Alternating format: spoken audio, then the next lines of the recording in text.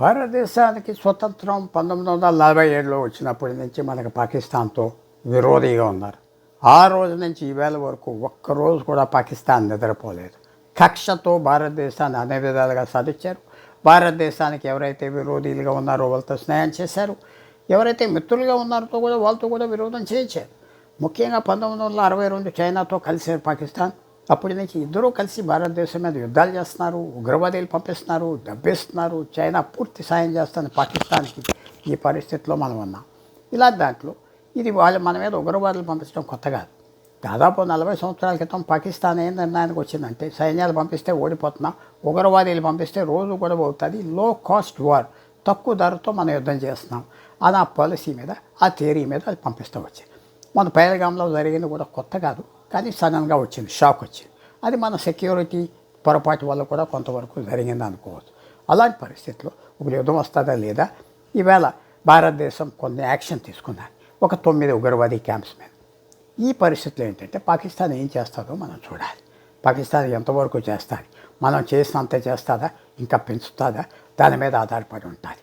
అందువల్ల చాలామంది అనుకుంటున్నారు యుద్ధం అయిపోయింది, మనం యాక్షన్ తీసుకున్నామని. కాదు, ఇది ఫస్ట్ స్టెప్. ఇప్పుడు పాకిస్తాన్ ఏం స్టెప్ తీసుకుంటుందో దాని మీద ఆధారపడి ఉంటుంది. పాకిస్తాన్ చైనా చెప్పిన మాట వింటుంది, కొంచెం అమెరికా వాళ్ళు చెప్పిన మాట కూడా వింటుంది. వాళ్ళు తక్కువగా వెళ్ళమంటున్నారు. తక్కువగా వెళ్తారా లేదా వచ్చే 24 గంటల్లో మనకు తెలిసిపోతాయి.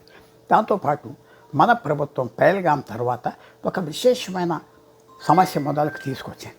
ఏమనంటే, మనం వెంటనే తప్పకుండా ఈ ఇండస్ వాటర్ని మనం ఏ రకంగా మనం ఆప్ చేయాలి, మన ప్రభుత్వం కూడా ఆలోచిస్తుంది. అది పెద్ద షాక్ అయిపోయింది పాకిస్తాన్.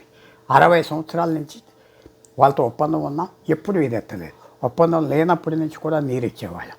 సో అది కూడా ఒక పెద్ద సమస్యగా రాబోయే రోజుల్లో అవుతుంది. ఎప్పుడైతే ఈ మోడీ ప్రభుత్వం ఇండస్ నీరు ఆఫ్ చేస్తాం అనగానే పాకిస్తాన్కి పెద్ద షాక్ వచ్చింది. దీనికి కూడా ఇంపాక్ట్ ఉంటుంది ఫ్యూచర్లో. ఏ రకంగా మన ప్రభుత్వం డీల్ చేస్తుంది.